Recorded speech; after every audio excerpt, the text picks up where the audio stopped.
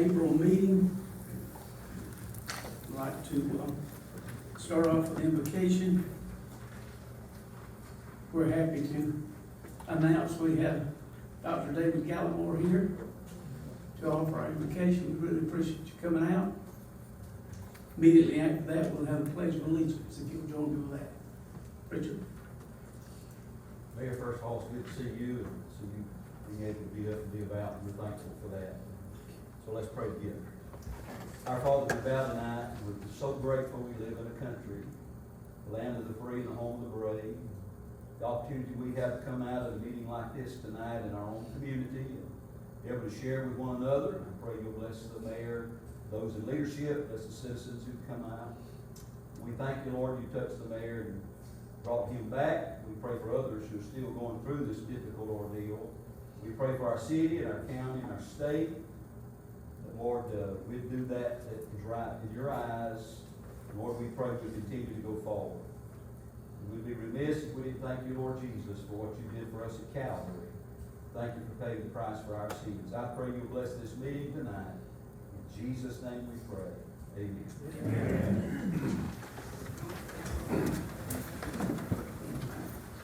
I pledge allegiance to the flag of the United States of America and to the republic for which it stands, one nation, under God, indivisible, with liberty and justice for all.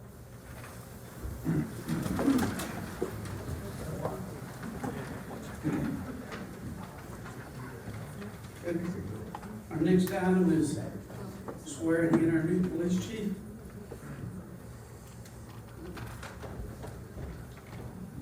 Stan, if your family will come up. Yes, sir.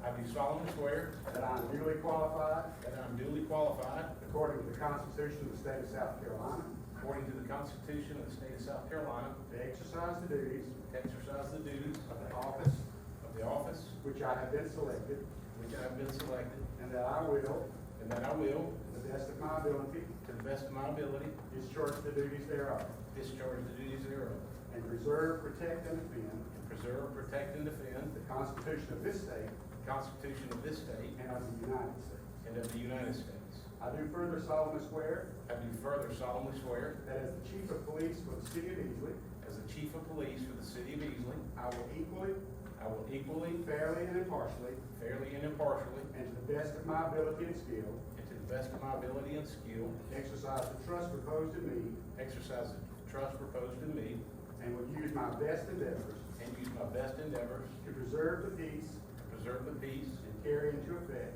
and carry to effect, according to the law, for the purpose for which I've been selected. according to the law, for the purpose for which I've been effective. So help me God. So help me God.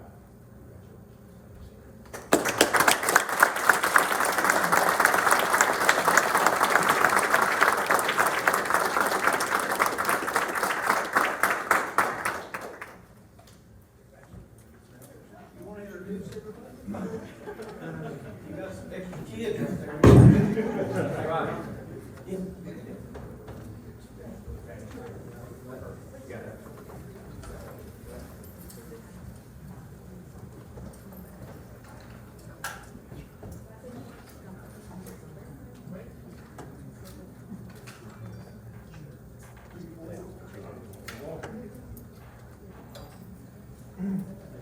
Get out of one.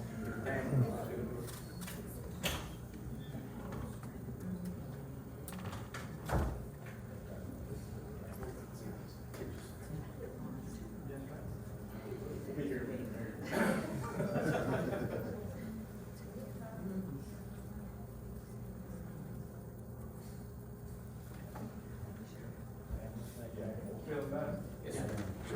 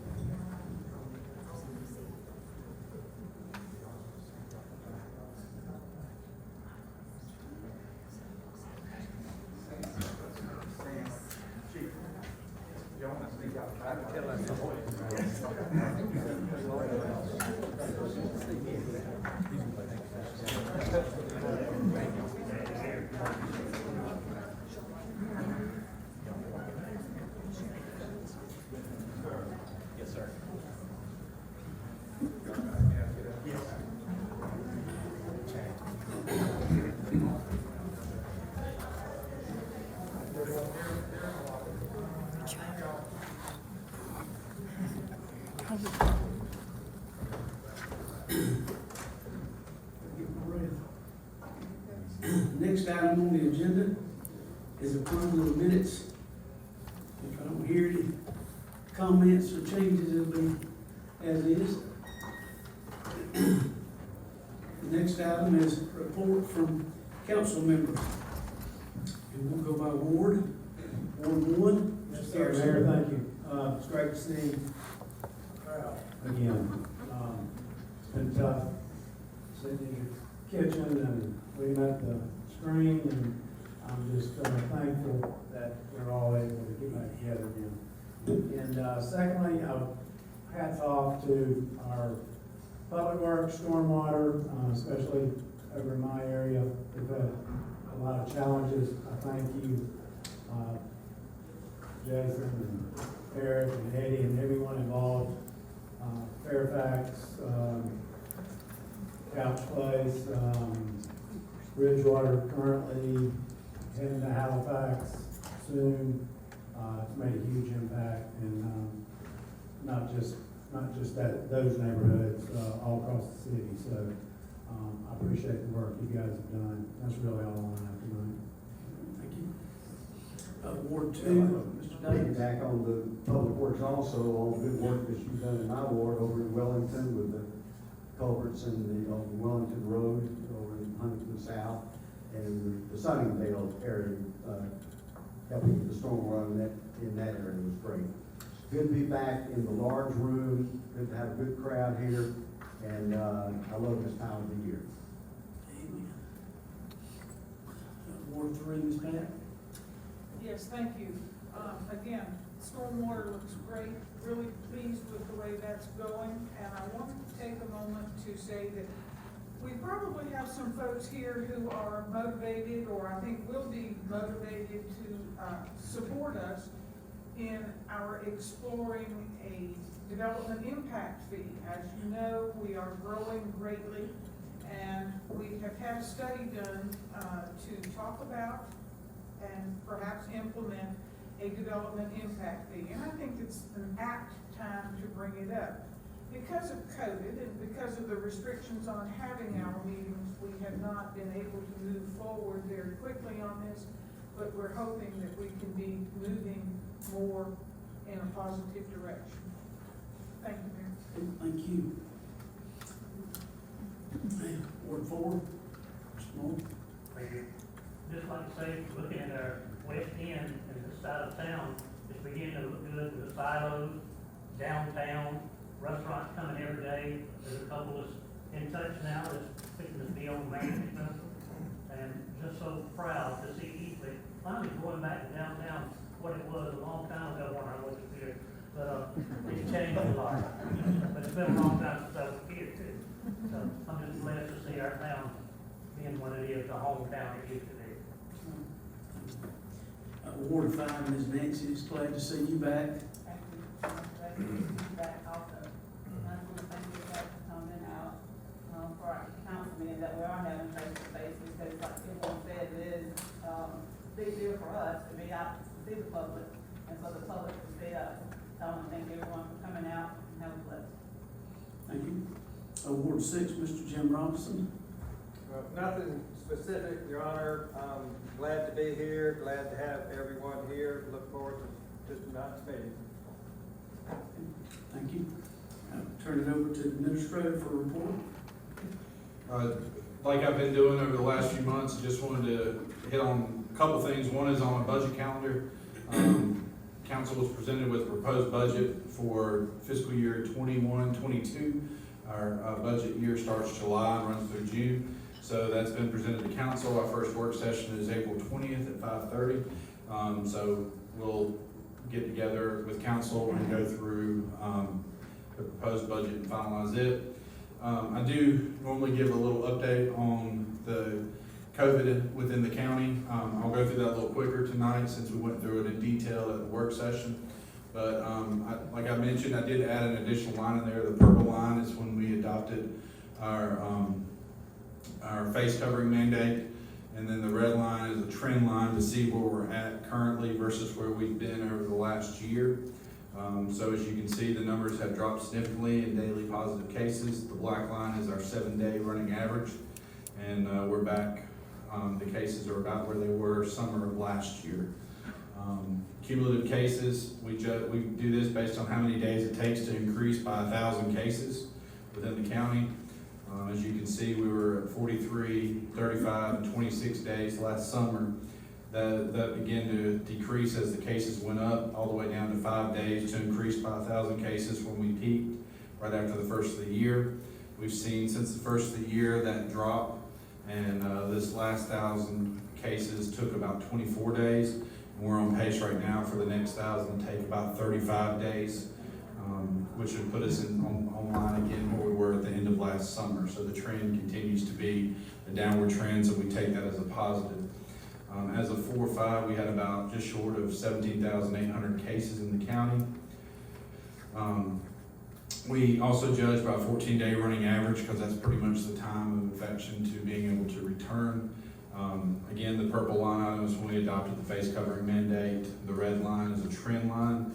And you can see we're back where we were in summer of 2020 before the peak of the winter. Total deaths, you can see that's down as well from over winter. Today we've had about 282 deaths in Pickens County. Number of positive tests is down to about a rolling 7-day average of 2.4%. As you can see, that peaked last winter and end of summer when we were up around 20% rolling average of positive cases, so that's a significant decrease again from the winter. And then the next thing and last is about vaccination. So as of 4/5, we have about a little over 35,000 people in Pickens County who have begun their vaccination, either first or second dose. If you look at the total population, it's about 27.5%. If you look at those over the age of 15, which are eligible for vaccination, we're at about a third of the county has been vaccinated or at least started their vaccination process. That puts us in about 14 out of 46 counties in the state. So that's all I have, Mayor. Just wanted to give some updates on that and talk about the upcoming budget. Thank you. I would like to introduce Ms. Teen, South Carolina. Augusta Roach, if you would step up there. If you'd like to use the microphone right there and tell us a little bit about yourself. I just want to say thank you for having me. I'm happy to be here. I am a senior at Easley High School right now. I will be headed to USC in the fall. This is actually my second project, so I won Miss Constantine and went into compete for Miss South Carolina Team USA. So I am now represent the state of South Carolina and the city of Easley, and I will compete at Miss Team USA in November among all 50 states. Yeah. Great. Awesome. Congratulations. Thank you.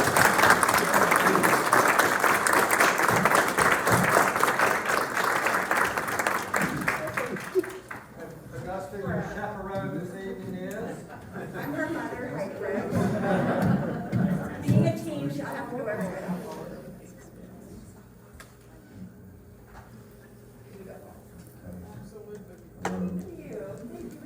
Thank you all so much.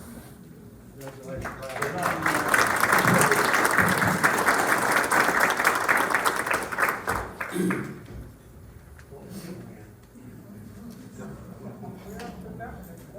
came in second place. Next item on the agenda is citizens wishing to address city council. And we have a book over here that's been signed by whomever wants to talk. We would appreciate it if you don't repeat yourself. If you're here with someone from your area, same group, same club, if you can just hold off repeating over and over the same thing. The other thing is we'll have 3 minutes, and Lisa will be keeping the time clock. Okay? I thought it was 5 minutes. 3 minutes, sir. Can I say not to talk? Can I say not to talk? Is it too late? Yes, it's too late now. Okay. Yeah, sorry. The first person is Diane Stanley. Hello. Hello, Diane. I'd like to address the alley behind my property on Lair Street. When I first purchased the house, my crawl space flooded 8 to 10 inches. I had a sump pump installed, and that took care of that problem. But the alley has been neglected by the city, unfortunately, as far as maintaining. The water is running down into my yard, into neighbors' yards. My yard gets soggy.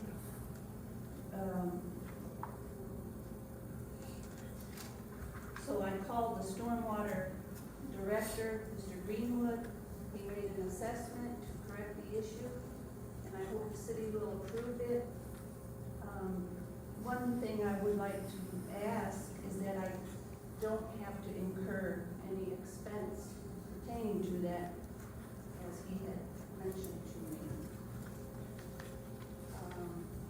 And since we're talking about this alley, I've been here 2 years ago to address the issue about the maintenance of it, and we came out and trimmed it wonderfully, but now everything has grown, and it needs to be trimmed because obviously it's not the homeowner's jurisdiction and property, the alley. So, my car gets scratched up. I used to do this 20 years ago, and I had a lot of energy, and I had good arms and shoulders, but I can't do this anymore, and I need the city to please help. And that's what I have. I appreciate your cooperation. Did you put your address and phone number on the? I called in. Okay, that's good. Okay. Yes. All right, thank you. All right, thank you. Michael Craig. Good evening. I'm coming forward today because of the change in request for North Main for Dr. Simpson, Professor Simpson. And one of the requests, the biggest thing is that the community did not get fully informed on this name change. I don't know how many times it's been read, but the job of getting those communications together, getting the community on board, because he was part of the Rosenwald schools. And the Rosenwald school was a big factor during that period of era. There's about 5,000 schools where Booker T. Washington and Mr. Rosenwald came together and looked at putting schools in to educate the blacks. And when Professor Simpson came to Easley, there was many buses being given to our community.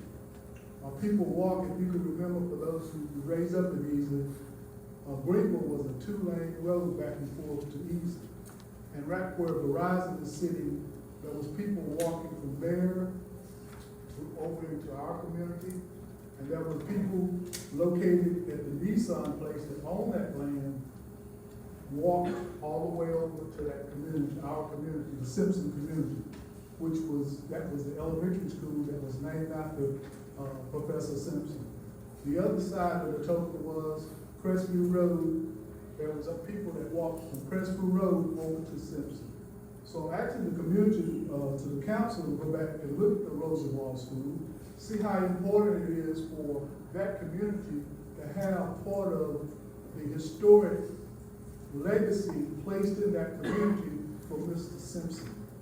And I'm hoping that we can get together and we can have this coalition with the community and make this happen. It would be very, very beneficial.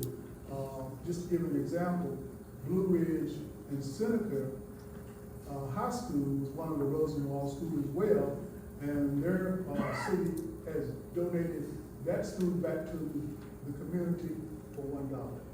So they've stepped up to that, and there's a lot, if you look at this, when you go in on the web and look at all the Rosenwald schools that took place in South Carolina, the legacy is in that neighborhood. It's not anywhere else but in that neighborhood. And I'm asking that the council would look at this again so we all can come together. Thank you very much. Let me tell you how that happened. We have nothing to do with it. Yes, I realize that. Okay, Yeah, Rex, I realize. Rex Rice is the one wanting to do it, so Yeah. he just asked us to support it. So you'll have to start with him first. Okay, Yeah, because he'll come back to us. good. Thank you so much. Mr. Craig, are you opposed to renaming that street in honor of Dr. Simpson? Well, we're not so much opposed to it. What we'd like to do is get informed so we can have a committee together and come together to see what the majority want to have. Because we don't want it to be a 1-2 person thing. We want to be part of a legacy in the Simpson area. That's where he was the humanitarian. That's where he taught. That's where he brought the students together to make things happen. And just to let you know, all the churches within the city was not aware at all.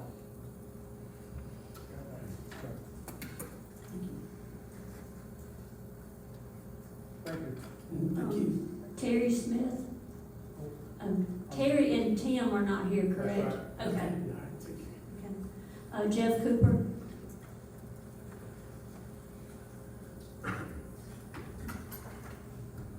Like I say every time, the best thing about getting up here is taking this mask off. Did everyone on the council and city administrator get the email that I sent out? Yes, sir. Yes, sir. Okay, good. I won't have to read it verbatim, but there are a couple of things here that are important to the vast majority of the people that you see here tonight.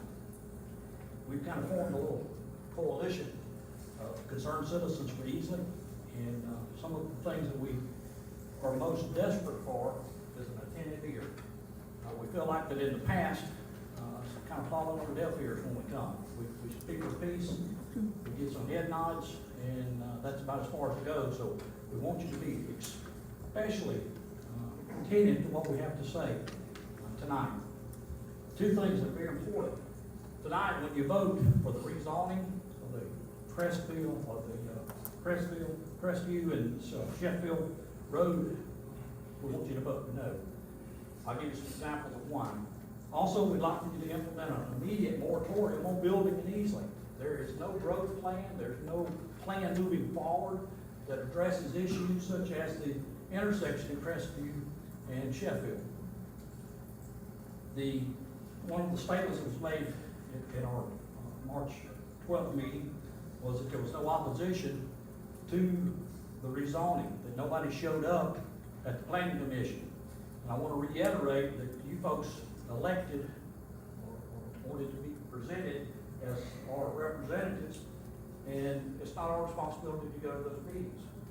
It's your responsibility to go to those meetings and report back to us, the constituents in your wards, of what's going on, particularly if there's a bone of contention or something that affects quality of life. We'd like to be informed and know that we can have input. Also did a little 48-hour quick snapshot on the next door survey. Question one was, will you be attending the city council meeting tonight? 45% of the folks who responded said yes, and 55% said no. Out of those 55, I probably had 15 phone calls that told me why they couldn't, but they wanted their voice to be heard as well. Are you opposed to the rezoning of the property at Sheffield and Crestview? 87% of those that were polled said yes, but they are opposed to it. 8% said no, they weren't opposed to it, and 5 had no opinion. We had 87 votes.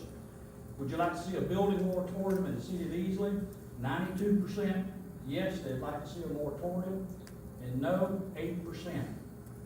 One of the things that was also mentioned was a traffic study. I did some follow-up with Rex Rice and Deanna. If you've ever had to deal with Deanna down there, she's sharp. She'll get right back with you. Rex and I have talked. We've emailed. And one of the questions I asked was, did anybody in the city of Easley request a traffic study for that intersection? The answer is no. There's been no request from the city for a traffic study at that intersection. Now, Rex did go on to say that there had been many communications about revamping that area with a roundabout or something, but nothing had been done as far as a traffic study. The traffic study that was done, am I finished? Time's up. Somebody want to yield some time? No. I'll get your wife after you. Mr. Cooper, I want to assure you and everyone else here that I have read and listened to everything that has been said. I might not vote the way that you want me to vote, but I have read and listened to every word that I've heard.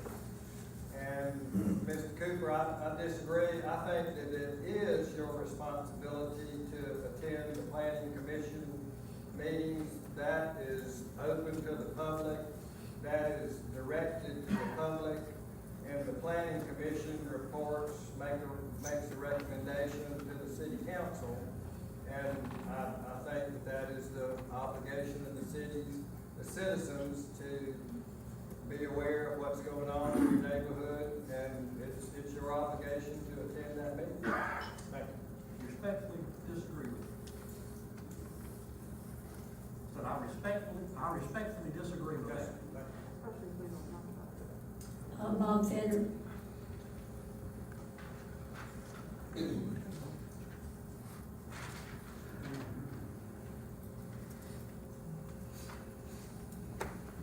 Mayor, council, it's nice to be here again.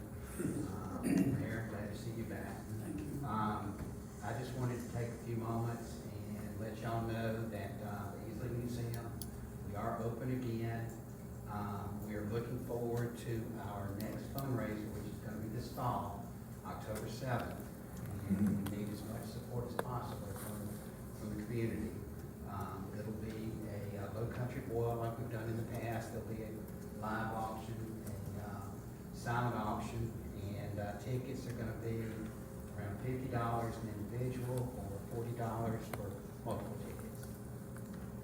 And if you have any questions, I'm on board, and Sandar's is on the board too. Appreciate it. Thank you. When's scheduled?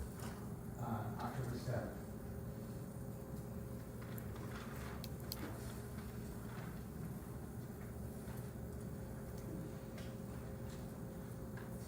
Richard Hunsucker.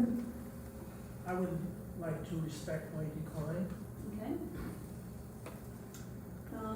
David Nice, is it Nicely?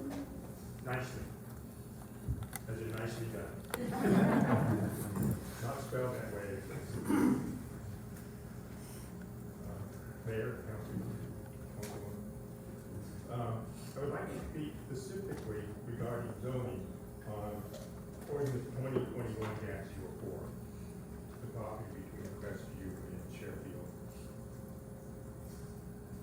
Zoning is implied agreements between the people who choose to live in that area and the people who manage the city.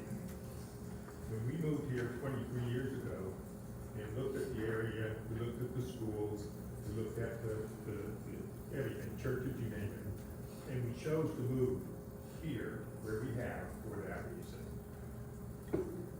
I was aware of that property not developed, but I was also aware of the zoning label that it had at that time.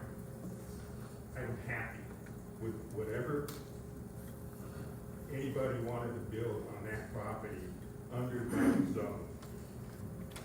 When you undertake to change that zoning, you're admitting that you're not really following the plan. Just making it up. Whatever the need is, I don't know. Because one of the remarkable things that I have not learned is not only does our own councilman that represents our ward not listening to us, the constituents. But it gives us the impression he's beholden to somebody else regarding that property, not us. Now, when you break that agreement with us by changing the zone, we don't have any other recourse other than to reconsider whether or not we elect you. Thank you.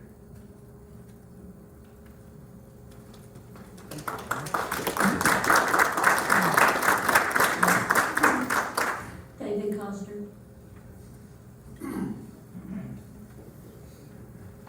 I'd like to start by asking Mr. Dykes a question. Are you still severely concerned now that you know the developer will build a 6-foot buffer fence? No answer. If he can't tell us the answer to that, and he's had a month and a half to think about it, how can you possibly vote to approve this when our own board person refuses to even address it? I'd also like to point out that Five Forks has just denied a Dan Ryan townhouse development with a density of 3.75 units per acre because they said it's too high a density. But the city council right here is poised to approve this development that's 226% more dense at 8.5 units per acre. There's not another FRD out there that has that density. It's ridiculous. And can the city council honestly say that it's responsible growth and transparent government, which is a campaign promise, because you're going to put a 15-foot buffer on this piece of property, yet less than a mile away there's a 50-foot buffer against Middle Creek, which just happens to be a subdivision that the chair of the planning commission lives in, as well as another person on the planning commission. Doesn't that kind of smack of favoritism? Isn't that the kind of transparency we're supposed to see and avoid and have responsibility that if we do something for one, we're going to do the same thing for another person? We'd also like to hear Tommy Holcomb explain why this property has to be zoned in FRD instead of a PUD. He's always told us, oh, it gives us so much better control. Well, what do you want to control? A PUD locks down what's going to be built, and there's no changes. Sheffield Village didn't come in and apply for any changes, so why do we have to be concerned about changes? What exactly you're going to control? And if you had so much control, why don't you put some control on this development and say, we want a 50-foot buffer, we want sidewalks, we want visitor parking, we want all the other amenities that go with the most standard townhouse developments. Why are you going to allow these people to pack in the highest density FRD that's anywhere around? And I also ask, how can it be responsible growth when on the left hand, Steve Steese publicly stated that he wants to encourage, according to city plans, quote unquote, more medical facilities, when this piece of property is already zoned neighborhood commercial development and is kitty corner to a prison health facility.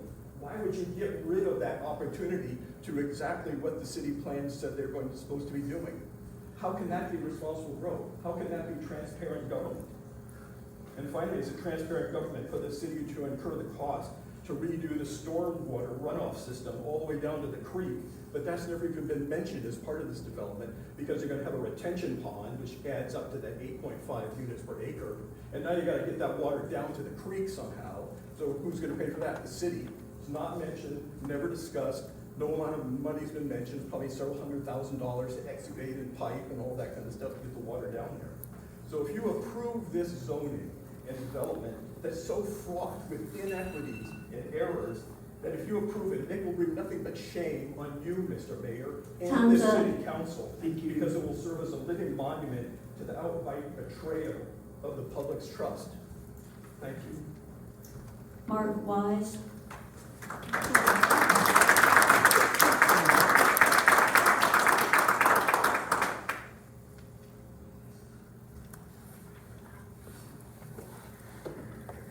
Mayor and council, appreciate the opportunity to just share a few words. That's a tough act to follow. I would like to speak in favor of this rezoning, and here's why. It is going from a less restrictive zoning classification to a more restrictive zoning classification. If what is planned is not built, then the developer will have to come back and get all changes approved. I think that's responsible. Tony Robbins is famous for saying, growth is inevitable. Excuse me, change is inevitable. Growth is optional.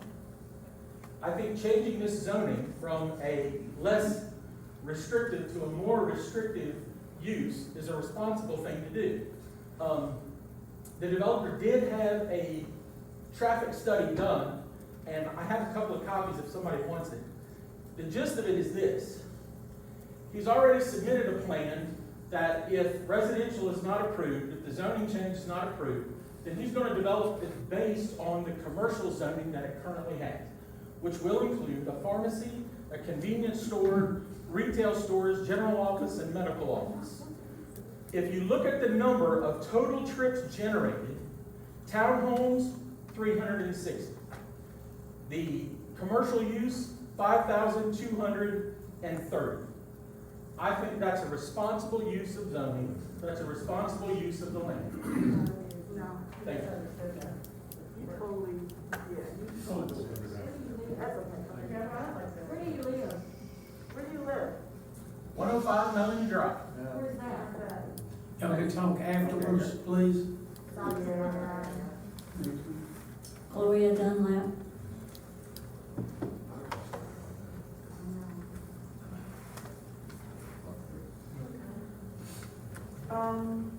For those who don't know me, I live at 1426 Crestview,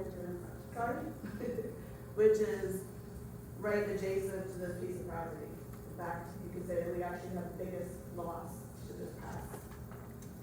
I've been listening to what you guys have said for the last 3 meetings, and I'm really trying to understand what the benefit is to Eastleigh. This is what I'm hearing from you guys. 1, there's going to be lighter traffic with townhomes versus commercial. 2, Eastleigh's in desperate need of housing. 3, water runoff issues will be alleviated. 4, the lot will be developed, whether we like it or not. And 5, that there was no opposition to the planning commission meeting. So just kind of go over this a little bit in my 3 minutes. Lighter traffic. Mark, I'm sorry, but right now, there's 0 traffic there. And if you left it as NCD, which has been for sale for 13 years under NCD, the immediate future is going to say that there is not going to be a building. Now, as far as your traffic study, this is a doomsday scenario. Your study put on 5 buildings, a convenience store, a pharmacy, 3 retailers. I don't know if you know this area, but nobody's leaving 123 to come down to Crestview shopping, to go shopping. It's just not going to happen. And nor has it happened. Has anybody been knocking on your doors for this? It's been for sale for 13 years. Zoned, NCD for 13 years. Has anybody approached you about this? So basically what I'm saying is, to leave this as it's currently zoned, it has 0 traffic impact. None. Now, if it does come down the road, that's something we'll address. But right now, this situation, it's at 0. In desperate need of housing, we currently have in motion projects for apartments, condos, townhomes, and single-family residences. Are we where you want to be at the end of the day? No. That is what building is. It's incremental. We're not there yet, but it is in motion. This 5.7 acres is not mission critical for Eastleigh's success. It is disastrous, though. We know that. It is the highest density project in 4 counties that we've been able to find. Anderson, Greenville, Pickens, and O'Connor. Nobody has this density level 15 feet from residential property. Planning Commission, I would like to address what you said. The Planning Commission, I'm sorry, they're not elected officials. They are making, based on technical expertise, a recommendation to our representatives and our elected officials. The Planning Commission does not make the decision. So I agree that we should definitely make an attempt to be at these meetings, but to have a garage sale sign, some on the back, some up, is not notification. Nobody knew this. You know this because with everything that we have, you've had progressively more and more and more opposition. So we weren't at the first meeting, but forgive us. I mean, there are reasons we weren't there, but the opposition is there. It's here. It's right here. Our opposition. Sorry, Gloria, time's up. No, that's okay, I just wanted to get it across. This is not mission critical people. We don't need this. Denise Davidson.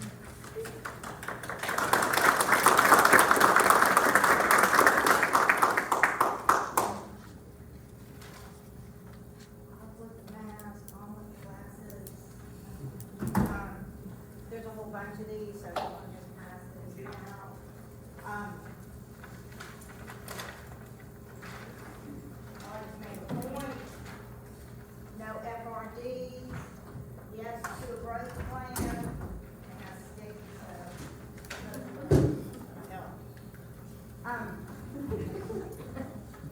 the question that I have goes back to that comment, FRD. The definition on the website, which is very difficult to navigate through, and it's worse than whoever did what they did since the end of last week.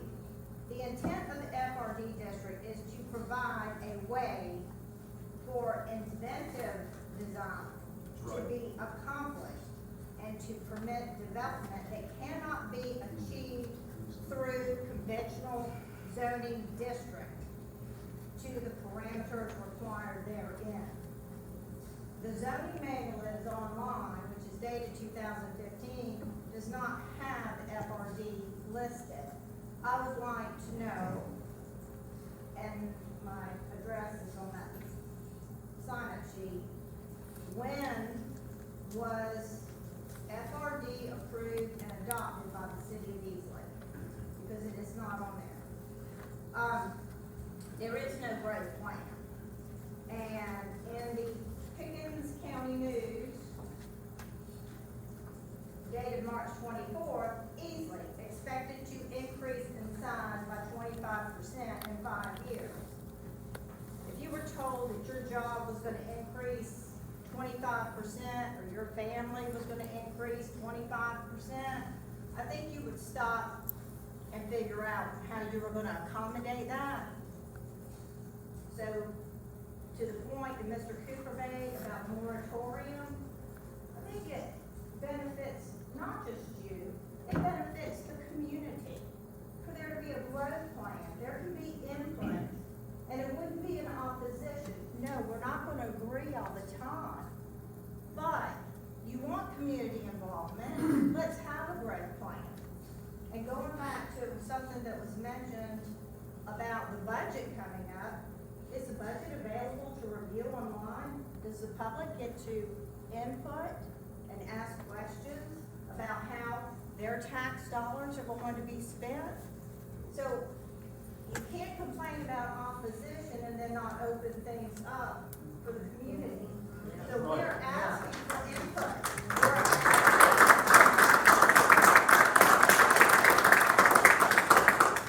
Not to be crammed out of our neighborhood by a very dense project, which, according to the March 8th online, I'm going to restate this.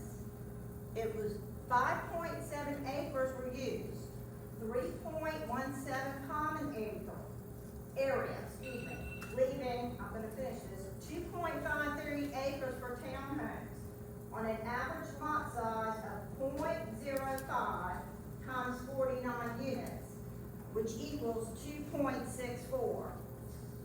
2.53 acres does not fit into 2.46. There's nothing flexible about this plan. Thank you.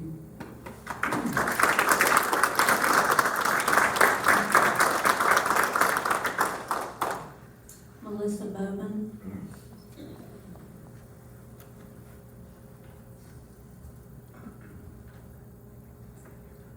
Let me first say that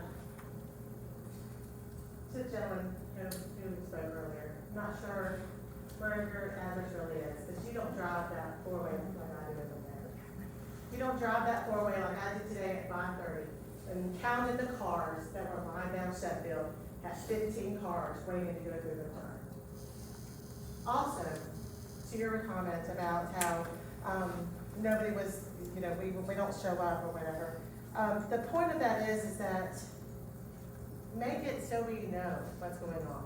Why did it take a poll being made on next door for you to know that 88% of the people who are opposed to this? 1%, 8% over there, he said. So, I feel like that's your job. You should come back to us and say, this is what's going on, Mr. Harrison.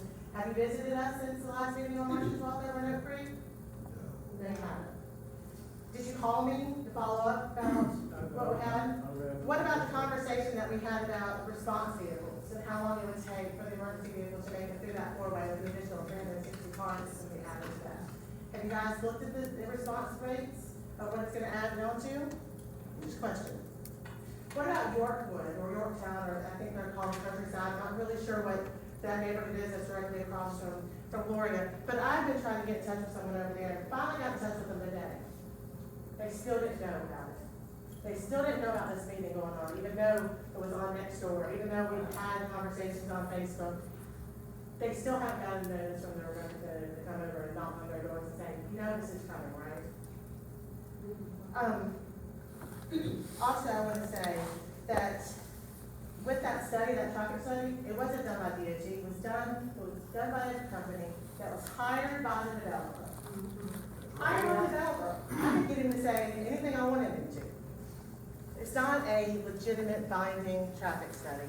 It is a traffic study to meet his needs. We all know that he's not going to get a pharmacy and 3 doctor's offices or whatever on that piece of property, because it's just not going to work in that area. Also, I'd like to say that there's still that lack of concern from you guys, from the council. There's been 1 or 2 little side meetings, but not everybody was invited to that meeting. Why? Why wasn't I invited to that meeting? Why wasn't I allowed to come to that meeting? You knew I had concerns about it, but yet nobody called. Also, I'd like to say that however you choose to vote today, and we obviously know, Mr. Robinson, you're not going to vote in our favor, and that's okay. That's okay. You don't have to. But just remember that the city is watching. And I promise you that I'm a pretty crafty person, and I can come up with some really neat signs, and I can't wait to do my sign that's going to run when I run for your office.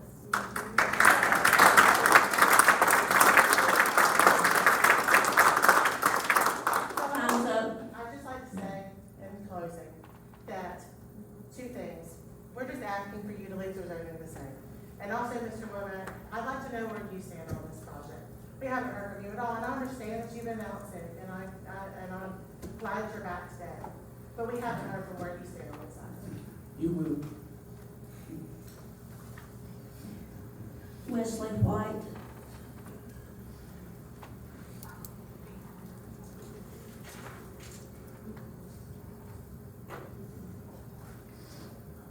Thank you, Council. Wesley White, I've met most of you.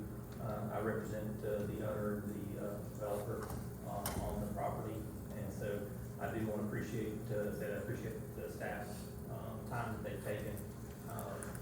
We do feel like the FRD, being restricted as it is the best use for that property. The owners, have the right to develop their property how they see fit, and I think they've expressed that through picking this developer to do that, and we appreciate your time. Thanks. Thank you. Mr. White? Yes, sir. Were you invited to the March 23rd meeting that we had open to the public? It was an informal meeting, but were you invited to that? I don't believe so. I might have been, but I don't think so. So, you're saying no? I don't think so. March 23rd, I don't think so. You weren't there. Oh, I know I wasn't there. He asked me about somebody. Well, we asked you to know, but we didn't know, so there's no way to make The developer's on the, is required to be on the list, it's Mr. Seagraves, so that's part of the packet that we submitted. So we were wondering why you weren't there, I guess, is the question. And we were told that the city and council Thank you. members don't know who the owner is. Nancy and Archie Swanner, is that how you say it? Yes.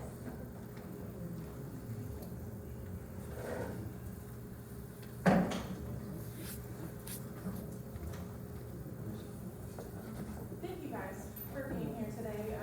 Our property backs up to this property.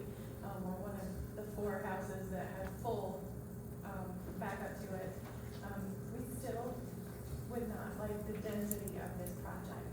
Realize if we turn it down, that commercial is what it is, but I'd rather wait and see what that comes up with versus having the density of this project approved. And for every reason that everyone has already stated. Now, the only other thing I have to say is I had to call and see where the meeting was today because I'm not as familiar with city council. So I didn't know if it was gonna be here or not, because on your website, it still says that it's at City Hall. And I'm like, okay. So the communication part of it, having that posted would be so much easier, probably would have made the person's day, whoever answered the phone. And question, does this agenda, when do you guys get this done? The agenda comes out on Friday before the council meeting on Monday. Okay, so is this not gonna be posted then before the meetings? It should be posted, yes. Because it wasn't on the website. No, it wasn't, and like, but I called just before 5 o'clock to call and make sure it was here, the meeting, and there's no agenda listed on there. And I'll have to say our IT guy has been out because he had a death in his family, so it just fell through, I assume this month, but it did go out on constant contact, for our email list. Anybody that has signed up for our email list, it goes out on constant contact, and that went out, actually that went out Thursday on constant contact. Anybody that wants to supply your email to her tonight, she can put you on that list. Okay, all right, thank you.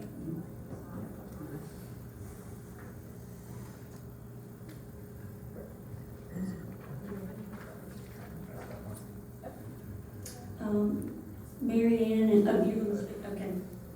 I'm the other half of that. Archie. I just want to bring up one thing. Somebody said at the last meeting, and it was about the emergency vehicles, the fire trucks and stuff like that, going into this type of neighborhood. They won't be able to get out. There's no turnaround. They won't be able to back out of this kind of dense project. So I just want to bring that up because I haven't heard anybody say anything about that. That's it.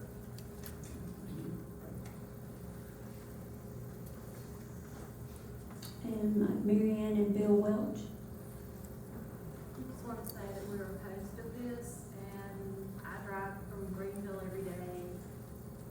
Sometimes I'm on the way back to Rock Springs, trying to get to turn to go home. So, the traffic is a problem. It's a problem every day. It's a problem at lunch, when my husband tries to go to walk the dogs. It's just ridiculous to try to squeeze that many houses in that small neighborhood.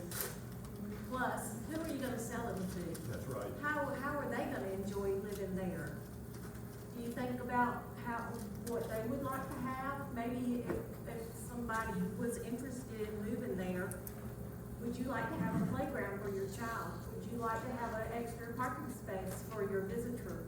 Would you like to have a walkway to maybe wheel your grandmother up the walk? Have you thought about that?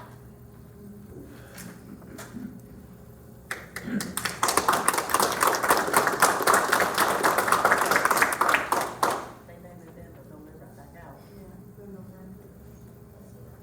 So, okay. Thank y'all, appreciate that. Item 10, unfinished business, this is second readings. A, ordinance number 2021-03 is to add additional chapter 152.30 cyclone flood damage ordinance. I have a motion. Motion, Mayor, to bring it forward for discussion. Second. Mayor and Council, the current flood ordinance was adopted in 2007. The purpose of the ordinance is to protect human life and health and also minimize property damage. It also encourages proper construction practices. The purpose of this addition is to match the current guidelines and compliance from the state. They've reached out to us. There's 2 items that they wanted us to change to bring it into compliance with the most recent, and that is to add in chapter 152.30, the statement that is there, and then to correct the date of the most recent FEMA flood insurance study to 2017. This would be the second reading, and it would be fine. Council approved unanimously last meeting. And I also have Jerry here who can answer any other questions that you may have about that. Any questions from council? I call for the question. Call for the question. All in favor of this ordinance, raise your right hand. Any opposed? Motion carries. Item B, ordinance number 2021-04 to rezone approximately 5.897 acres at the corner of the Crestview Road and Sheffield Road. I hear a motion. Can I second?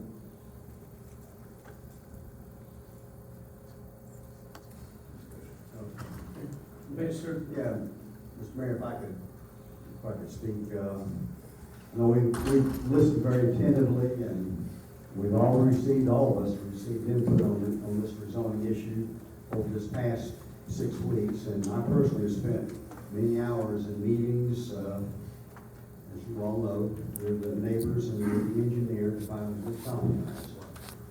First, let me say that this proposal is about the rezoning of the 5 acres at Sheffield and Crestview from the current neighborhood commercial to a flexible review district, FRD. And this would allow the proposed 49-unit townhomes to be built on that 5.8 acres. While the 49 townhomes would be good for the city of Easley. We need townhomes in the city of Easley. But I firmly, thank your attention. I firmly believe that this is not the location for this project. 8.5 units per acre is too dense and is not compatible with the surrounding neighbors who have I'm going to ask you to leave if you can't hold down yours and let us finish up here, okay? Thank you. For the surrounding neighbors who have single homes on greater than 1 acre lots on these 5 immediate surrounding neighbors. And so this is too dense for this kind of a neighborhood. 15-foot setbacks surrounding these 5 lots is not sufficient for these 2-story townhomes. The second concern of mine, of all of us, is the traffic at peak times at the Sheffield and Crestview intersection. And this development, as some of you have said, will add 360 vehicle trips per day. And this is, while this is only about a 6% increase in that traffic, it is still a difficult intersection at best. Thanks to Senator Rice, and thanks to Mayor Womack, that intersection has been highlighted to the South Carolina Department of Transportation and GPAS for potential funding and resolution of the traffic there. There's no timetable on that, but it is high on the radar of a lot of people. Finally, I wanted to say that I'm very much in favor of growth that is managed smartly for Easley. And I'm not opposed to any annexation. Annexation is fine. Our neighboring communities of Greenville and Clemson and Central are experiencing the same pushback to growth that we're having right now. And we're in the midst of new homes and apartments and townhouses in Easley with a forecasted population growth of about 25% within the next 5 years. And I believe it would be wise for us to step back and reevaluate our long-term objectives for growth and quality of life in the city of Easley. Thanks to Stephen Steese, who reminded me that a comprehensive plan, which is what some of you were all saying the same thing. This was contracted for back in November, but it takes time to make these things happen. And so all this, the wheels were in motion for this long-term comprehensive plan. It was set back in November with the help of ACOG. So that's forthcoming. So I'm just going on record right now before the vote saying that I will be opposed to this rezoning ordinance. Thank you, Mr. Brown. Anyone else like to speak? Yes, sir. That's not my ward, but I've looked at it, and I've talked to some of you neighbors down there, I've came and looked at it, I know several of you. It amounts to it's been for sale for 13 years, as we were told earlier. It's been neighborhood commercial. Well, the neighborhood has got a free buffer for all those years. And now, the only thing I'm afraid of, if it stays commercial, how would y'all feel when they put a Family Dollar store or something like that? We're for it. We said we're for it. You wouldn't want We it. actually want a restaurant. Family We Dollar, want a they're putting restaurant, their Family from the state Dollar. highway. We've been on record several times. Input there, sir. And there's several businesses can be there. And I think maybe if they come in there and put a car wash with all this noise, how would that? There's just so many things to be wrong. But it's not 24 hours a day. But I agree with Mr. Dykes. I think we need it, but it's the wrong place. So I'll be voting with him. Thank you. Thank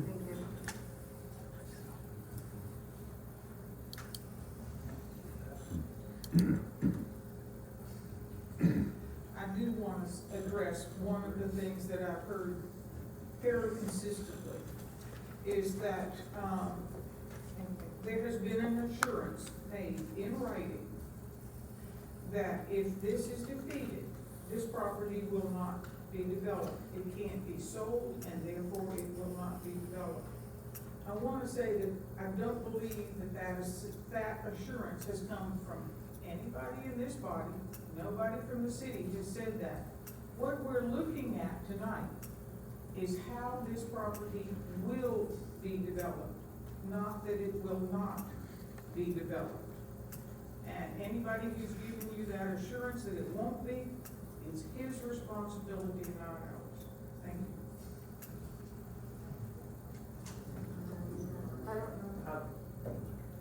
I don't know what Ms. Webb is referring to, but I would agree with what you said, that if any statement of that sort was made, it didn't come from city council that I know of, or city government. I really don't know where that came from.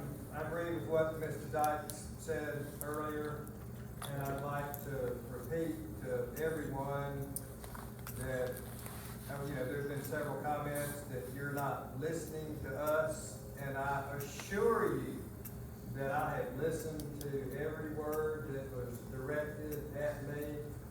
I've listened to all of you this evening, and I've listened to each of you with respect. It bothers me because I think some of y'all have not shown proper respect to other people.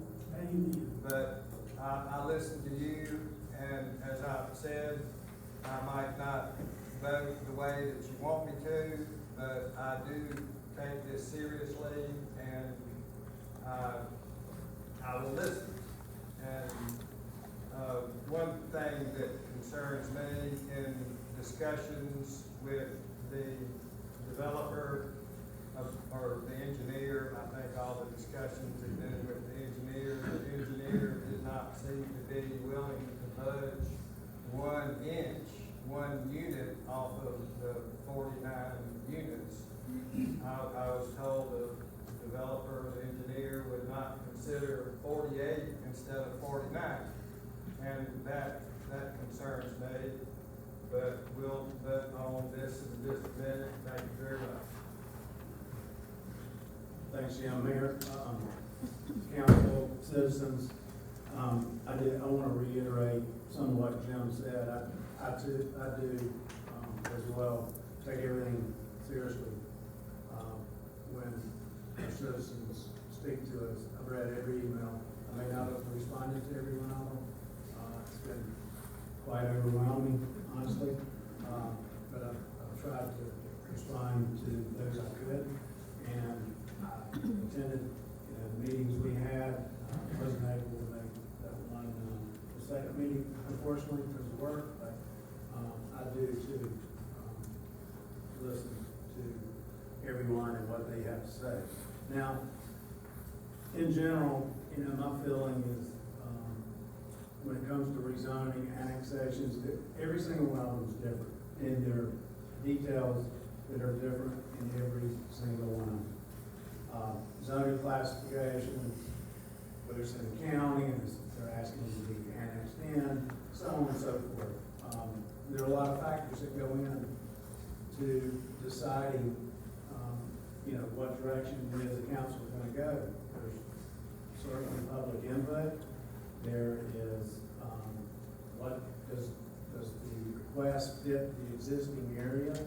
What's the impact? What's the impact on not only traffic, but lifestyle, way of life, a lot of different things, and it makes it tough. And sometimes to discern and drill down. And I voted for this on the first reading, knowing that there would be more information to follow, and that's what I wanted to say, and that's what I wanted to hear. And I stated then, I felt like this particular piece of property was appropriate, actually for both uses, under certain situations. I think neighborhood commercial certainly it's appropriate for that, because that's what it's on. And we have it, butting up right across the street. I also think some type of residential could be appropriate as well, because it butts up to residential. I think that's just plain to say. And I don't think that's a far jump in making that assumption. But there are, again, extenuating circumstances. Now, I'll also say this, me personally, I'm not going to use just traffic concern to vote one way or the other.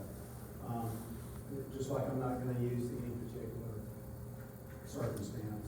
We're growing, we have traffic, there's traffic everywhere.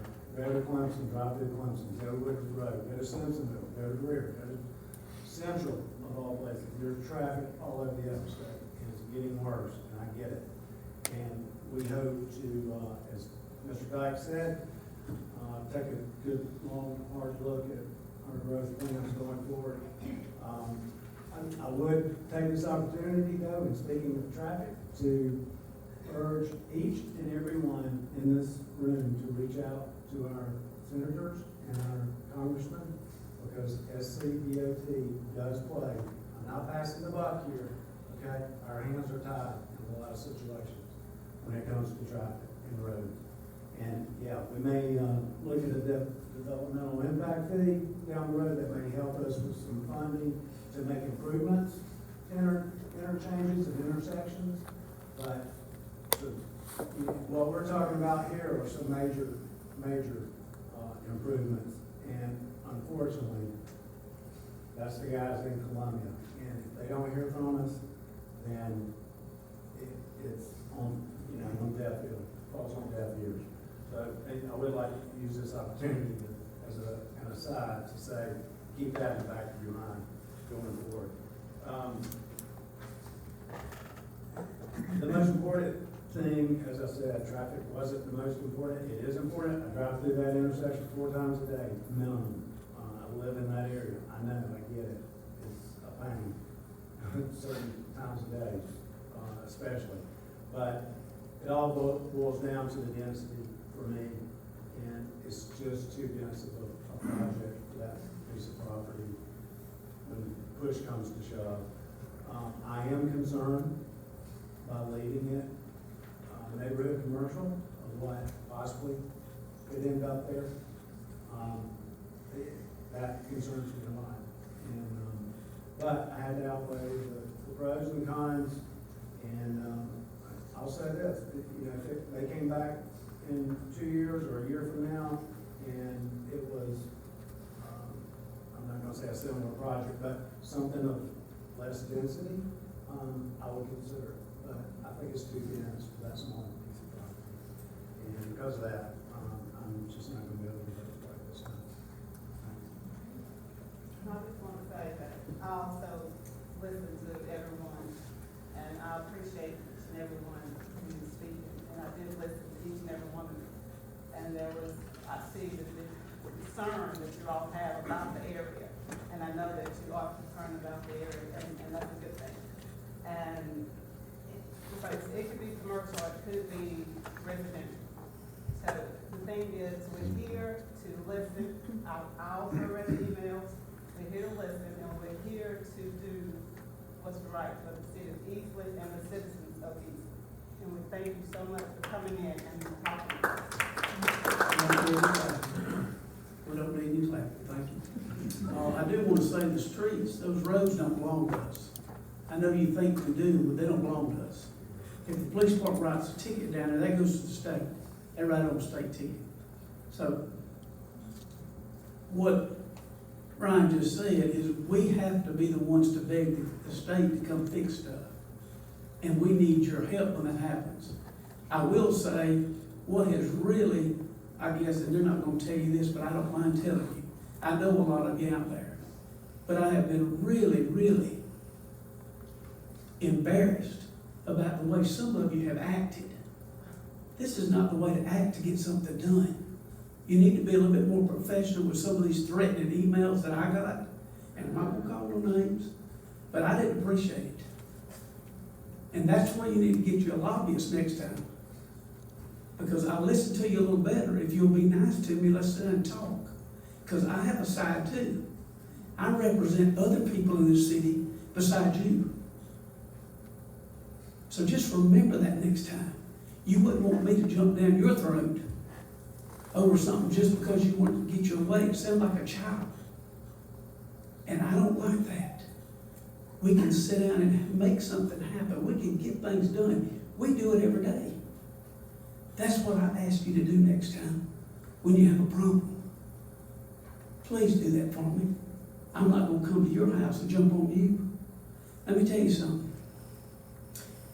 I have a family member that just bought a house right there beside Middle Creek. In fact, I walked out the back door the other day and I saw Jeff Cooper's house. I said, that's where Jeff lives? I told him, I said, come here and look. I said, go see him sometime, great guy. Well, let me tell you something. I wouldn't live in that house. That's not my style of house. But these folks are thrilled to death to be there. They just love it. They think it's the best thing in the world. So remember, a home to somebody that enjoys it, wants to be in it, is great. May not be to you, but that's going to be somebody's home one day. And I'll invite you over there and let you see it. It's a great place. This kid knows all about it. And no, I wouldn't go there and buy one, I promise you. I ain't gonna do it. But these people moving here, young people, that are gonna be the ones to take care of us one day. These, like the lady right here, they're gonna be the ones to take care of us. Let's quit being against the young people coming here and buying a small home like that to start with. Okay? Just remember that. Please take that and remember it. And I'll get off my soapbox. Thank you. I call for the question. Call for the question. All in favor of this ordinance, raise your right hand. All opposed?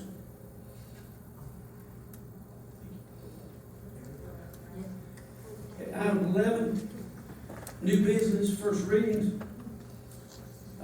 The first one is A, ordinance number 2021-04, to annex approximately 9 acres of real property.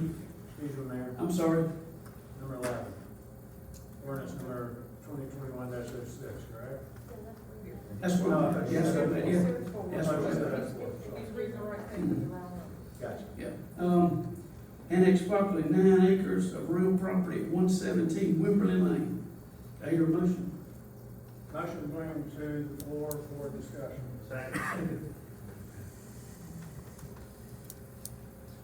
All right, Mayor and Council, what you see on the presentation is the blue parcel, which represents approximately 9 acres, has been requested for annexation. Again, it's currently in Pickens County.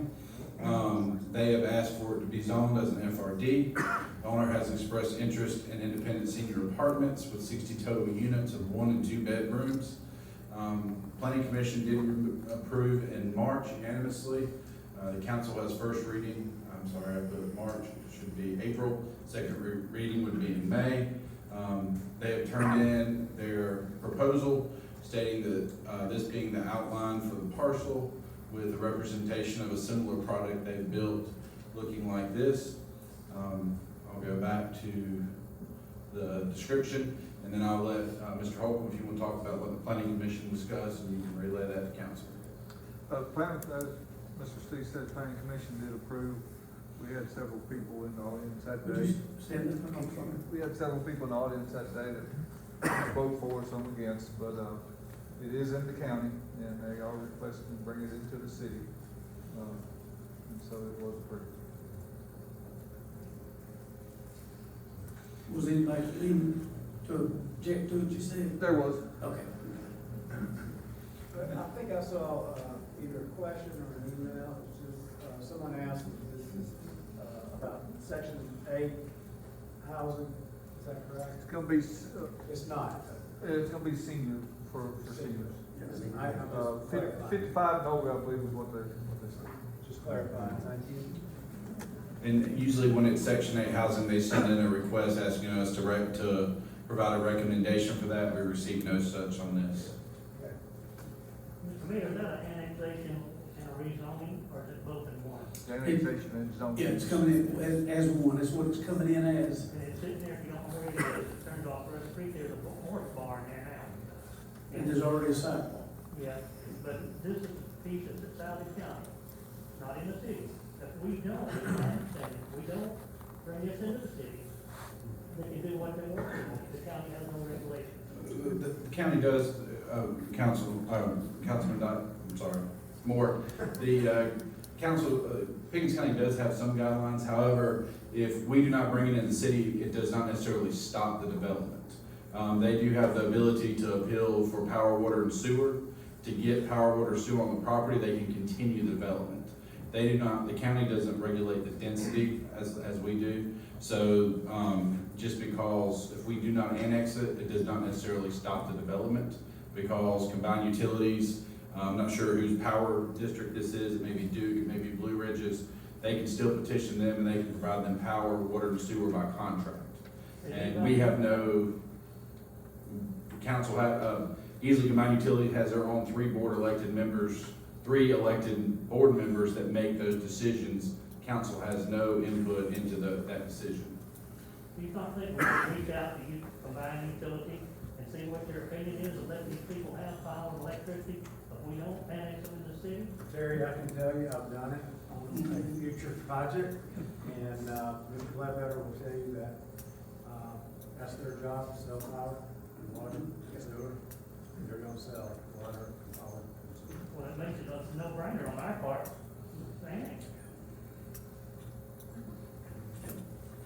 I think it's to the advantage of the surrounding people in that area too, that we have control over it, because, you know, our building inspectors watch over this and make sure it's in compliance with all the rules and regulations within the city, and that's important.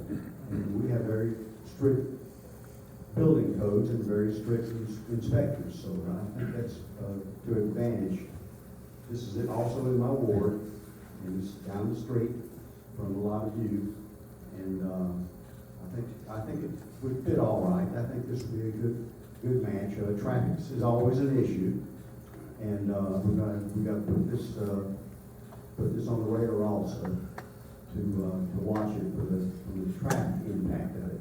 I think senior living. I think this is a very nice thing for senior living.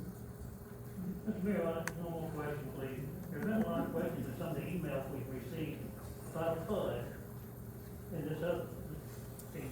for the FRD. FRD. Can you, Tommy, just please explain about the PUD, what it really means for people who have the understanding, because some people have been misled with some of these emails we received of what a PUD is, FDR. Tommy, would you mind? Sure. PUD is a planned unit development. We used the PUD for years, and we found out that, we really wasn't using it as it is meant to be. A PUD is for a mixed unit. Smithfields is the perfect PUD. You have condos, you have commercial, you have a golf course, you have several different mixes. So reviewing this a year and a half, 2 years ago, when we went to the FRD, the Flexible Review District, Greenville and other places, that's what they went to instead of using the PUD, which made it a little more legal, because you don't have to mix the uses, but it does give you that control, just like a PUD, that you have to submit a concept for planning commission, mayor, and council to approve. And then the concept cannot change, with the exception of a little bit of reduction, like the approved for 49 townhomes and they built 48, that's fine. The approved for 49, they wanted to build 50, that's not fine. So it's just, the two are basically the same, except for the PUD allows for the mixed use, such as Smithfields. Flexible review is for a concept to be approved by the planning commission and the council. Wasn't there a court decision that? That is correct, that is correct. Because the way the PUD is the definition, it's a mixed use, not a controlled use. You can't use it to control. You can use it for mixed use. That's the purpose of it. That's the reason that we went to the flexible review zone, was to get us back into compliance, because we've been using the PUD kind of as our flexible review, but a PUD is a mixed use, which we wasn't doing correctly. Thank you, Tom. Yes, sir. Any other questions? Yes, ma'am. Well, I did want to state that as a senior housing, the traffic will be reduced. The number of trips generated per day in a senior housing unit like this is less than in an unrestricted. I'm a senior. Are you okay. speaking from I'm experience? Yes, sir. But the traffic engineers use fewer trips per day generated out of these senior housing units. So that's a better plus in this situation. Call for question. All in favor of this ordinance, raise your right hand. Any opposed? Item B, ordinance number 2021-07, to rezone approximately 17.02 acres located at 102 Pine View Drive. Your motion? So moved. Second. So as we're talking about the flexible review district, this was actually one of the first flexible review districts that was approved by council. It does make up 17.02 acres. It is at the corner of Brushy Creek and Wimberley. You can see it highlighted in blue. The parcel we just talked about borders it to the south. It was zoned as an FRD with 93 attached single-family townhomes. The owner has changed and proposes at keeping an FRD, but since they're changing the use of the homes, they have to come back through the entire process. So what we're seeing is them coming and changing from 93 attached single-family townhomes. They're proposing 74 single-family detached homes. So like you said, because the style of homes changed, they have to come back through the whole process again. Planning Commission did review, sir. And the number? I know if they go up. If they had gone from 93 townhomes to 74 townhomes, it would not, because it was reducing. Now, if it changed the layout and stuff, we could, if it was major, we would have brought it back. Because it was less impactful, it may not have come back through. It would depend on what they would have proposed. But because it's changing the style of homes, it has to come back through. Planning Commission did approve it in March unanimously. I think we had one person that spoke in opposition to the change, and And then, first reading for council would be tonight, should they approve, second reading would be next month. And we can answer any additional questions that council may have. They did have to submit a new site plan, that is the proposed site plan, with the single-family detached lots.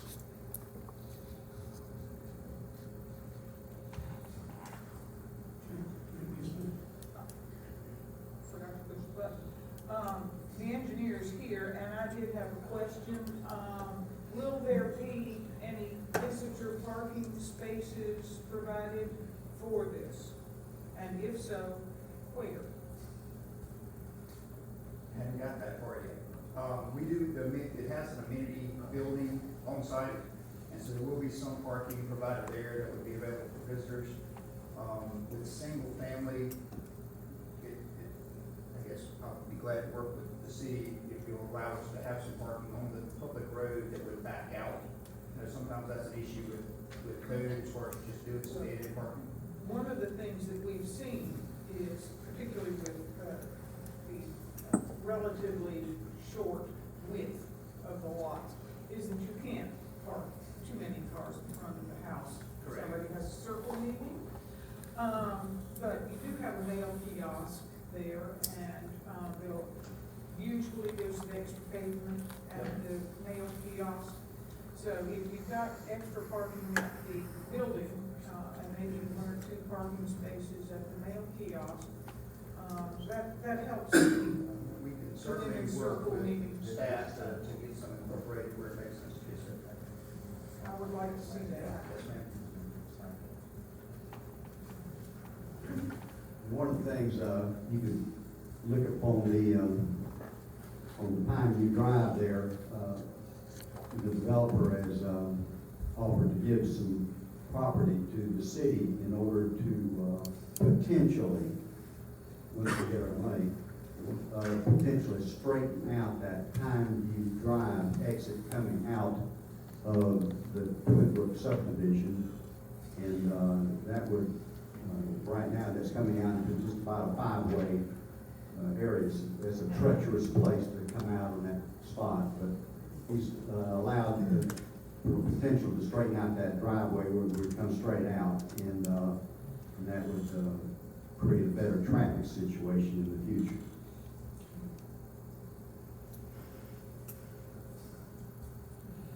Okay, any other questions?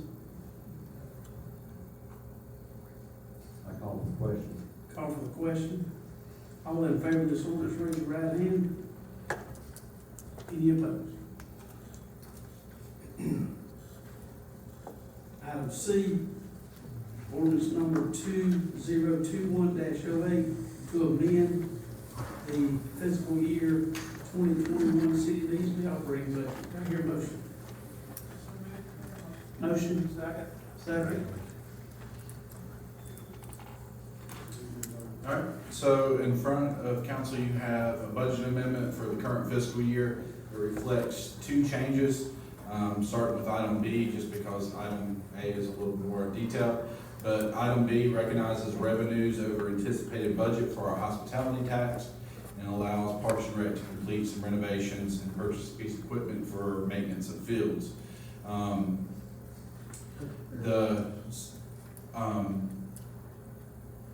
If you look, this is the revenue side. It shows hospitality tax going from 2.025 million to 2.1 million.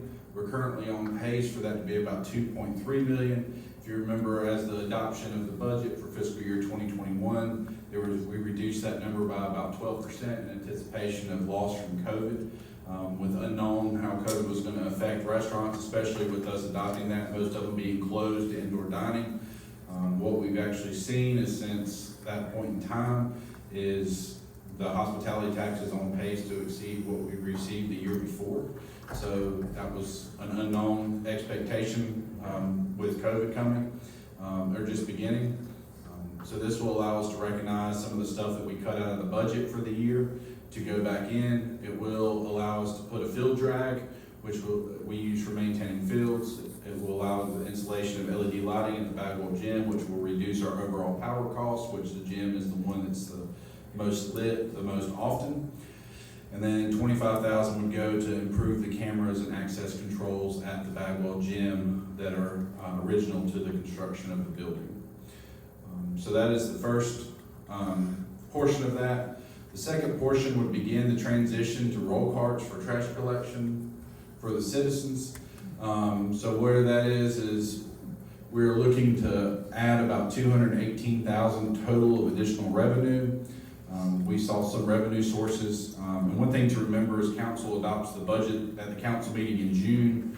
We don't know what our final revenues are until the fiscal year ends, July 1 and even beyond, because we have some revenues that don't come in until August and September for the end of the fiscal year, and then our audit's usually completed in October. So once those numbers are known, we can compare them as we move forward for this year. So as you can see, for business license, we actually made $1.8 million after completion of the fiscal year. The budget was for 1.65, so this gives us flexibility to add a little bit in there. Same thing for insurance tax, as well as local option sales tax. Again, this is another one we did not raise, because we thought sales would be down with COVID and business closing. We actually saw this number grow by 10% over where it was last year versus reduce by the 10% or 12% we dropped it in anticipation. And then the last part is the lease purchase, which is where we would finance the trash cans out of, as well as a couple other pieces of equipment that were already in there for the current fiscal year. Again, where this money would end up being used is it would provide us $40,000 to add tippers to 3 of our trash trucks to be able to handle trash cans. It would allow us to install a recycle center at our new operations and maintenance facility. It would also cover the cost for the contractor to assemble, deliver, scan the RFID tags, set them up in the software program for us, and hand that over to the city. And then it would allow us the financing to finance the trash cans so that we can begin implementation of rolling out the carts. As we discussed, if council approves first reading tonight, second reading for this would be our budget work session next Tuesday. And then after that, we would also approve the financing. We would also approve the purchase of the cans. And this would put us on pace to roll this out for pickup beginning probably towards the end of July of this year. So that would, after our budget workshop, that is when, we had a question about budget tonight in our meeting. That's when the public meeting portion of public input meeting. So the budget work session would be after that. Yes, sir. So the budget work session is open to, every meeting we have is open to the public. But that's where council works with myself to finalize the proposed budget for fiscal year 21-22. Have first reading in May at the council meeting, second reading in June. Both of those times are open to public to make public comment towards the budget. There's also, once now that's been presented to council, the budget will be placed online. Our current budget is online. All of our audits are online. So any of those information is online on the city's website. Thank you. One other question. Yes, sir. The installation of recycle center in the new ops and maintenance building, is that in lieu of the recycle center we have here behind City Hall? I think we're gonna have to, Jim and myself, we're gonna have to get together, and Nancy, and we'll have to push for that, and I think Terry wants to too, so. Yeah, they may volunteer to staff it. Yeah. As with anything, the cost has to do with operating it as the manpower to keep it open. And as we've seen with the recycle center, if you don't have the person there, we don't get 100% benefit from the recycling that's dropped off. Staff would recommend that we eventually, whether it ends up being an overlap for 3 months or 6 months, but eventually move it 100% to our new ops and maintenance facility. But should council, again, y'all set the level of services that you would like to see the citizens provided. If you would like to see both open, then that would be a cost we would have to discuss about making sure that council's willing to accept that. We'll just keep our can, Mr. Mayor. That's right. Question on that, if we were talking about, retiring some of this area, the use of this area. Yes, ma'am. So, wouldn't be there forever, right? It may not be, but I think Yeah. there would be space somewhere there. somewhere in this general. If we relocated it from there, I think with the gas pumps Yeah. and down there, we would have some So spots just within the campus itself. somewhere. Yeah, plus there's some area that I don't think is buildable. It's got a dump site, so. Oh, okay. It was the old landfill. And we also have some of the public works space that we could keep if we wanted to. But again, we've got the equipment, the cost to have multiple, that'd be the discussion, if council wants to see both. Thank you. I guess going back to the big picture, we're looking at budget items, I just want to make sure we're coming across absolutely clear to everybody that's out there. This is the beginning, assuming the budget's passed for next year. This is the fulfillment of the mayor's, or this campaign promises of providing trash cans, rolling trash cans for the residents of the city of Easley.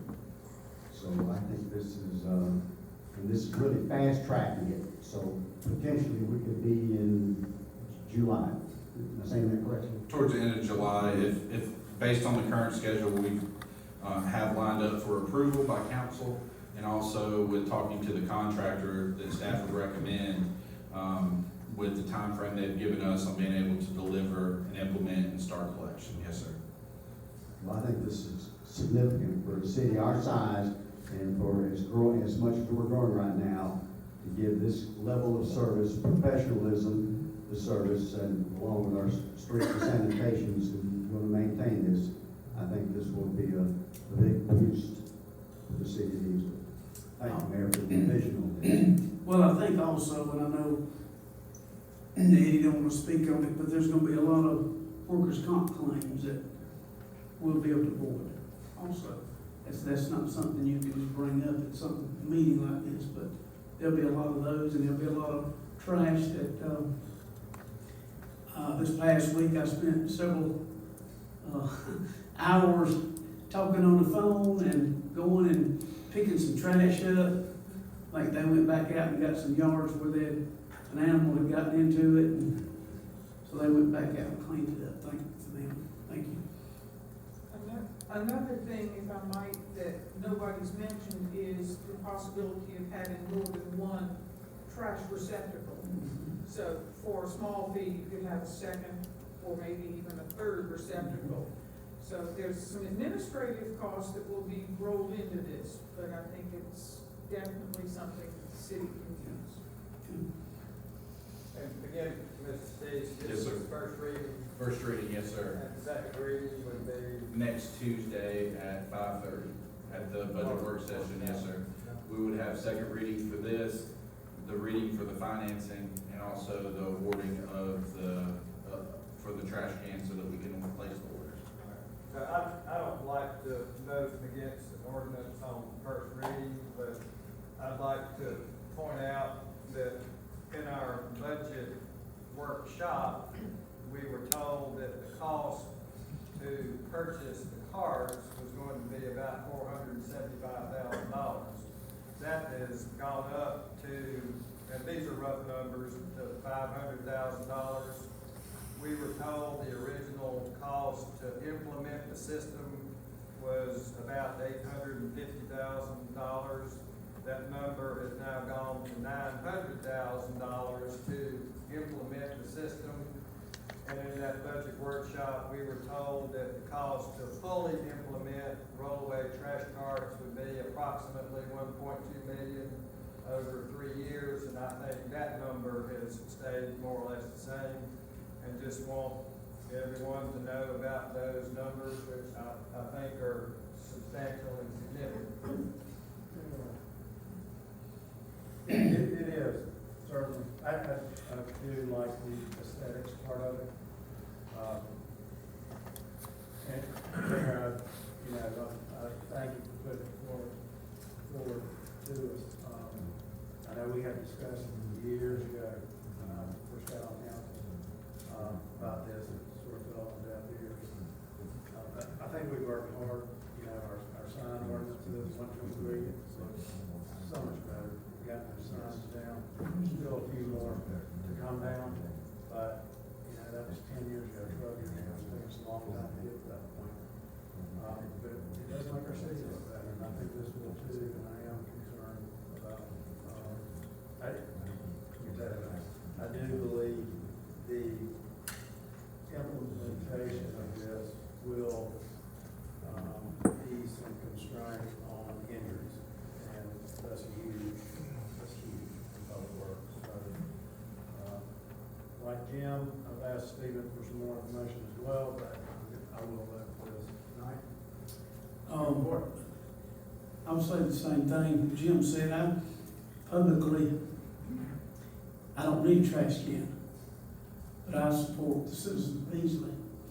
And I carry mine off. You know, just like last Tuesday, even on auction, I still got mine and carried it off. And I know you did Saturday probably. But there's so many people out there that want trash cans to clean up the mess so that they don't have the dogs getting into it, the crows, the cats. And so if it's gonna please that many people, I'll definitely support it. And that's just my opinion. I think the difference in price, we talked about from the workshop, that went up from what it was. I think Mr. Cease explained that, we started out talking about the basic cans, just for the citizens, we went up with the cans. We started out with 9,000 cans. We have about 8,600 homes, I think it is, that we pick up trash collection from, give or take. So 9,000 would have given us a few spares, but we were unsure how many would want to do a second can or a third can. So we increased that by 1,000 cans, so we would have enough spares to handle the demand that may come. Part of that is we also reserved 100 of those to start with for the smaller cans for senior citizens, that they may not need a full 96-gallon can, they may want a 64-gallon can that they can handle easier. So we switched some of those up, but ultimately, when you increase by 1,000 cans, the cost, delivery, and all that, it bumps the price up. Yes, sir. One more little thing, I know that Eddie is working with his guys to provide help for senior citizens who are not able to get their trash to the street. Having the cans will make it easier for senior citizens in particular, or someone who is handicapped, to be able to handle his own trash and get it down to the street. And I think that's a significant improvement. Thank you. One more quick thing before I call the question. I'm thankful that we're in a position where we can go back and revisit this from a financial standpoint. We've grown, things are better than we anticipated, and I think that's a good thing. With that, I'll call the question. Call the question. All in favor of this ordinance, raise your right hand. Any opposed?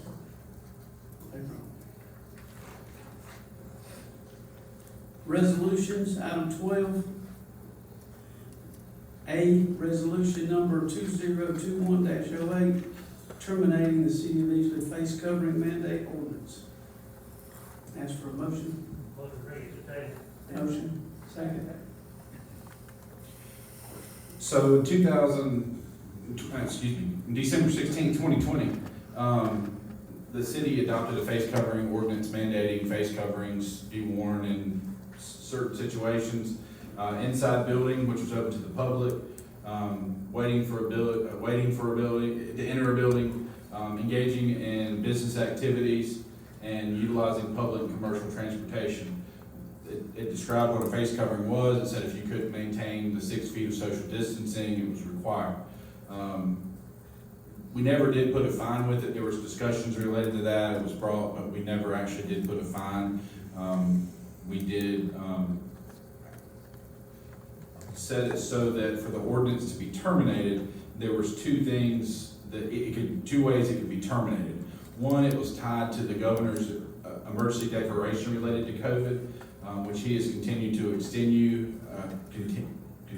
extend every 15 days. His emergency declarations can only last 15 days, so he either has to extend it or it expires.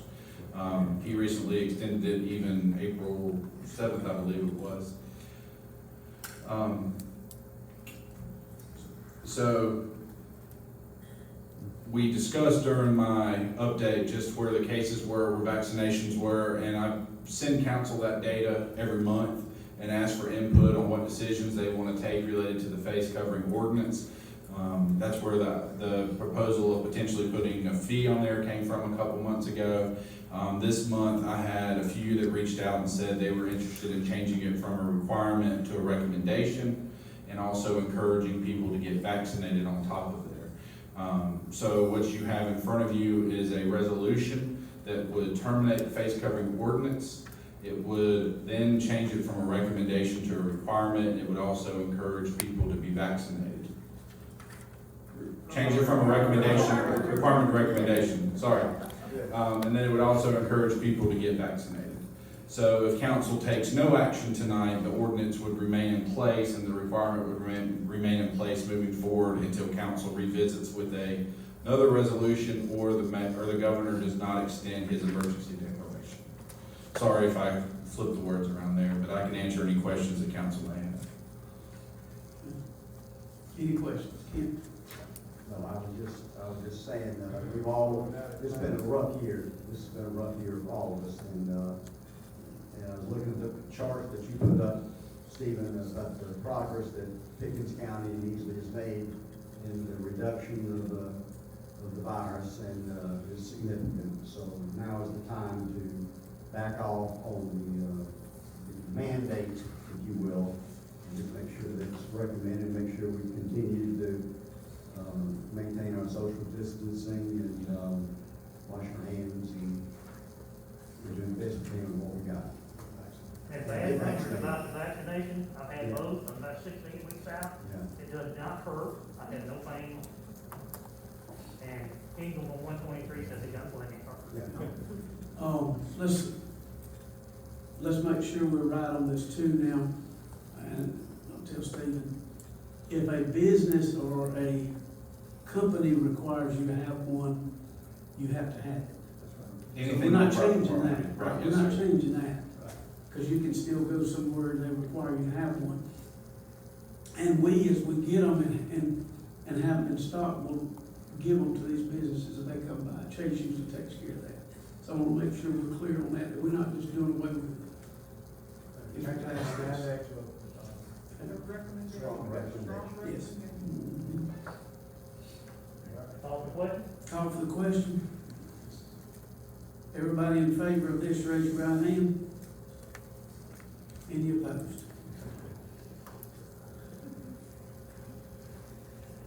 Item B, resolution number 2021-09 to award bids to complete stormwater repairs on Dogwood and South Second Street. Do I hear a motion? Motion? Second. So, if you do not know, Dogwood Lane and South Second Street are both closed due to failed culverts. The one is by the lake on Dogwood, the other is behind Getty's Middle School on South Second Street. We were able to secure county C funds to assist with these projects. We were also able to get a grant from the South Carolina Rural Infrastructure Authority. Council awarded the engineering to Roger Group, and they designed and bid these projects out on behalf of the city and in compliance with our grant. The bids closed on March 29th. We received 5 bids with 4 other no bids. We consider those that buy a set of plans but don't submit as a no bid. And the Roger Group has reviewed the bids, and they recommend award of both projects to Howard Contractors. I will say that the total estimated cost did come in below what was estimated for our budget, so it will allow us to have some contingency in case we run into unsuitable soils conditions or anything that may be related to a failed culvert that comes up as we're removing and replacing. Should council approve tonight, work is expected to begin shortly. We'll have a pre-construction meeting with the contractor and hopefully get to work in the next 30 days. Hats off again to Justin for working on the securing the grant. Thank you.